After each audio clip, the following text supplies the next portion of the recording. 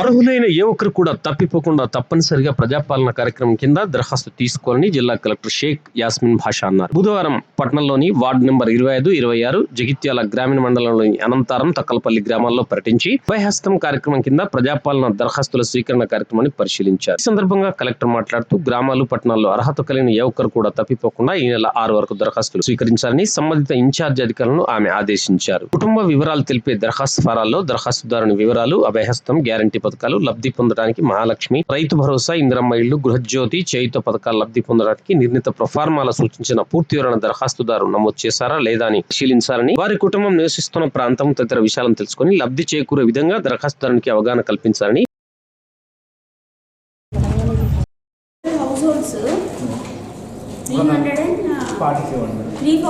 ఉన్నాయి. ఈ అప్లికేషన్స్ 289. ఇంకా కొంతమంది మిగిలిపోయారు. సో అంటే అందరు అప్లై చేయాలని ఏం లేదు కానీ బట్ అర్హులు వాళ్ళు మిస్ కాకుండా చూసుకోండి, అది important. And they have applied separately. మీరు సపరేట్గా ఉంటారా? They have applied, they have a separate ration card. ప్రతి అప్లికేషన్ ఎవరు తీసుకోవట్లేదు.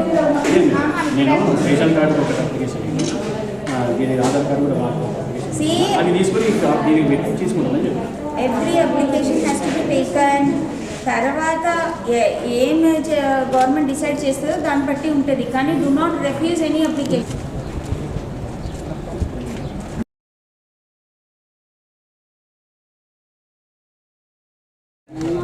ఆయన పేరు మీ పేరే ఉంది కదా, ఈ పిల్లల పేరు లేదా, ముగ్గురు పిల్లల పేరు లేదా?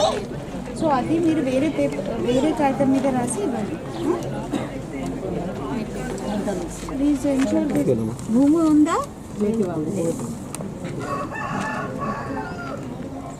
ఇందిరమ్మ ఇల్లు ఉందా?